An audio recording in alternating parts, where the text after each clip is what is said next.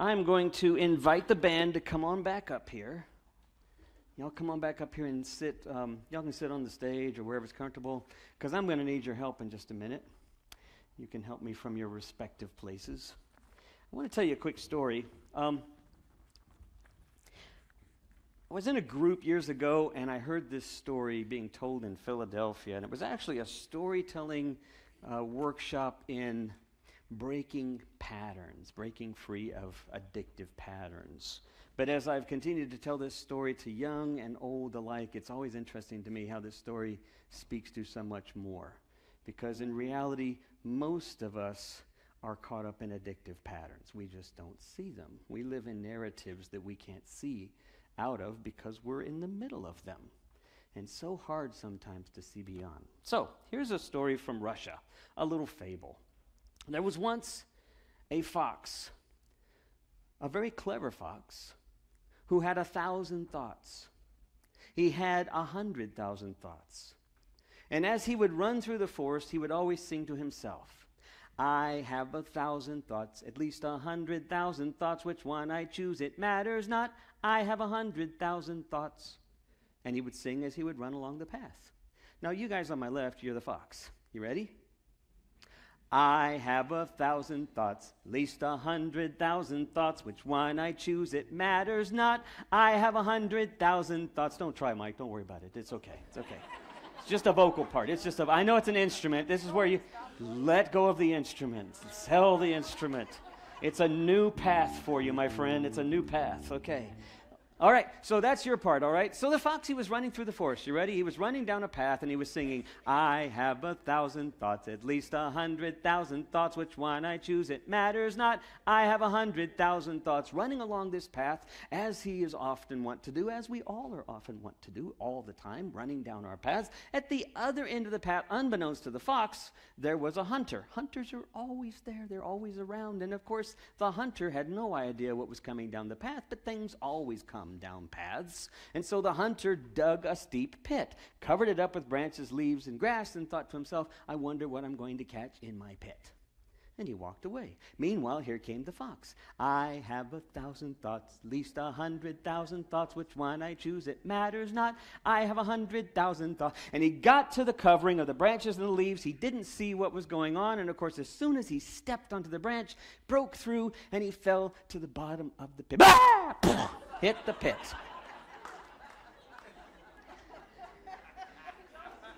We have a doctor in the back if we need a defibrillator. We do actually have one in the back. All right. So he hits the bottom of the pit. The fox is at the bottom of the pit, hits with a thud. He looks, he says, I'm in a pit. And it's still covered up with the branches, except where he broke through. But the fox just smiles to himself, says, no problem, my pit. We call that denial. And so he began running around the pit, still singing his song. I have 1,000 thoughts, at least 100,000 thoughts. Which one I choose, it matters not. I have 100,000 thoughts. He was running around that pit, singing his song, because there was nowhere else to go but running around. Do you know what shark traps? Have you ever heard of shark traps? Do you know what they do in shark traps? The shark traps that they used to set up in the Caribbean, and we used to go down there in Belize and visit my father years and years and years ago and see these little long rows of posts with fencing, and then they'd come around just in a curve with only a little bit of a gap in it, and the sharks would hit that fence, go into that thing, and swim around in circles and never get out because they never think to turn around and go the other way. They just swim around in circles. Well, he kept going around in circles singing his song. Well, that caused a swirl of dust to rise up into the air where a crane happened to be flying by. When she looked down below the trees, at the bottom of the tree, she saw this dart coming out, wondered why, so she flew down to investigate. Light as a feather, she touched the top of that covering and could see the break, but she leaned too far into that gap, and you know what happened? She fell into the bottom of the pit. Bah! Hit the bottom of the pit. She's leaving the building. No more, I can promise you that. Okay. The crane hit the bottom of the pit. When it stood up, the fox looked at her and said, Dodo, what a stupid bird. How would a bird fall into a pit? And then he began running circles around the crane, and he was singing, I have 1,000 thoughts, at least 100,000 thoughts. Which one I choose, it matters not. I have 100,000 thoughts. Meanwhile, the crane stood up and saw the fox running circles and then began to sing, I have one thought. I have one thought. I have one thought. I have one thought. That's your part.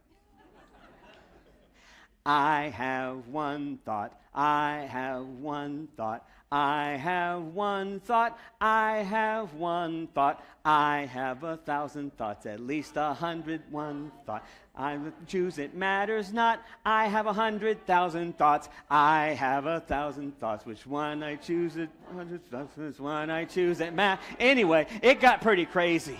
The fox was running around singing. He wasn't paying attention. The crane was singing. She was just continuing and continuing until after a while the fox tried to outsing her and then noticed something had happened. The pit had suddenly been flooded with light because, of course, the hunter returned. Hunters are always going to return. Just look at your politicians. They ain't going away.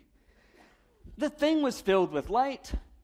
But when the fox stopped long enough to see what the illumination showed, the crane was laying flat at the bottom of the pit, lifeless. He looked at the bird and said, "Stupid bird, died of fear. I'm not afraid." And so he started singing his song as he went around the crane, when at that moment the hunter looked down and said, "What a lucky day for me. I got 2 animals, 1 pit, and the crane is already dead." So, as the fox saw the hunter reaching in, he scooted to the back to get out of the way of his reach, and the hunter grabbed up the crane, shook the lifeless body of the bird, and tossed her to one side, turned around to grab the fox, which is when, light as a feather, that crane spread her wings, took off, and went flying up into the air. And you know what she said? I had one thought. I had one thought. And of course, maybe you now think you know what her one thought was.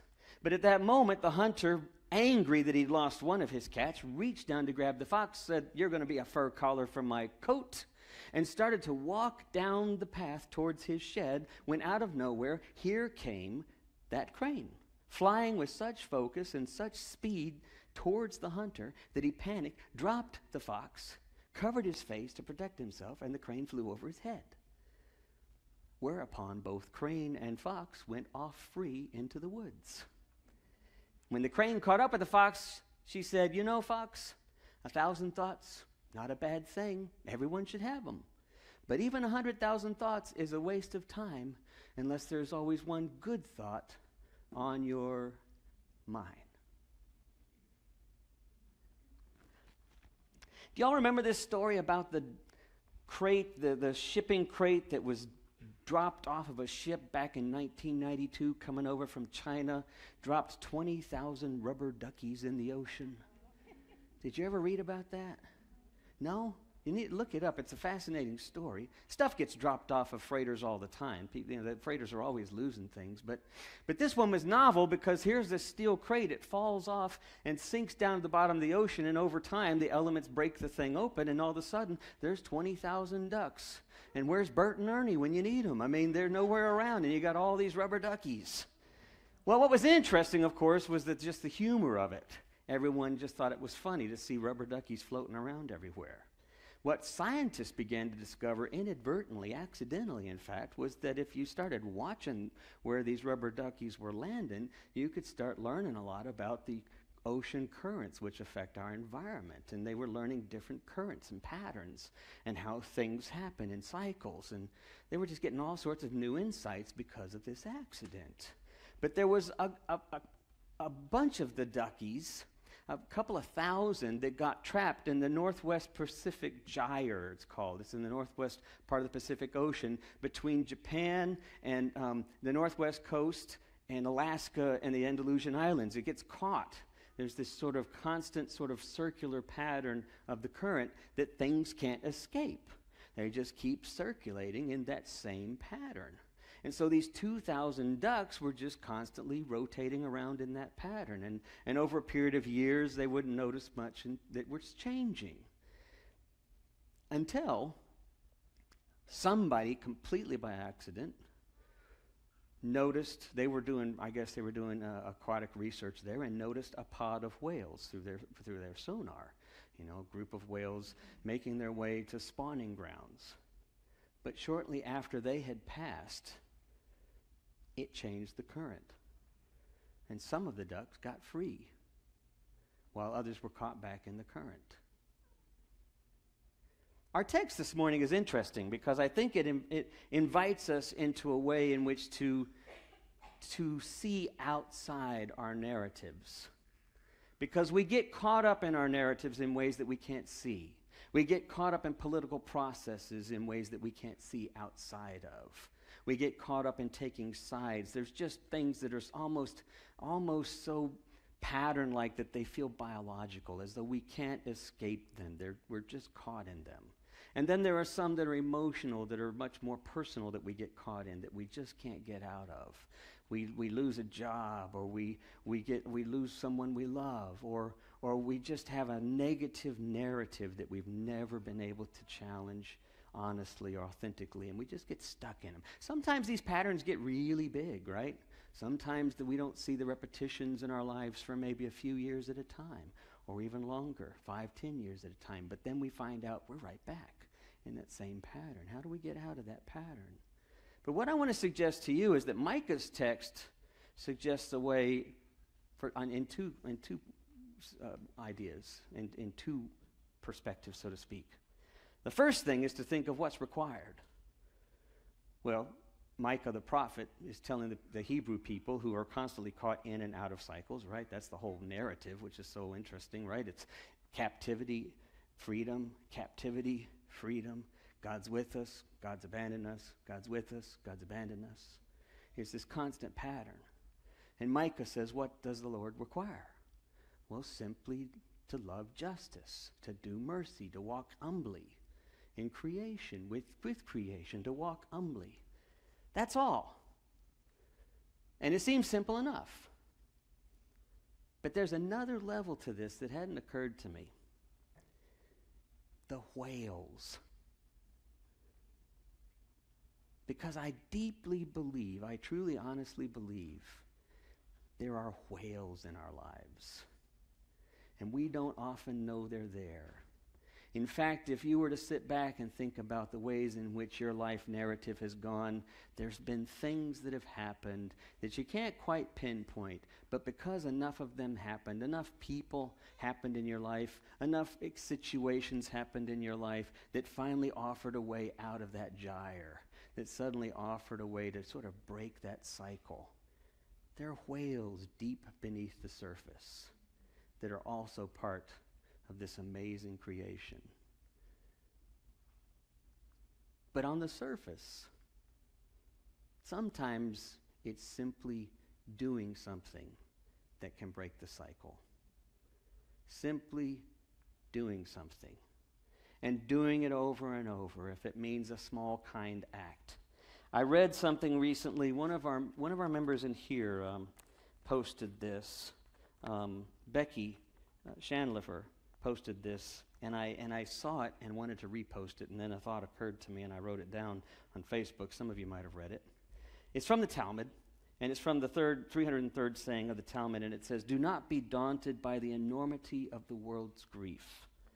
Do justly now. Love mercy now. Walk humbly now. You are not obliged to complete. You're not obligated to complete the work. You're not obligated to fix anything. But neither are you free to step away from it." Now here it sounds like a commandment, but the reality is we're all part of the currents. You can't step away from it. You can either be part of it, or you can deny you're part of it. But you're part of it.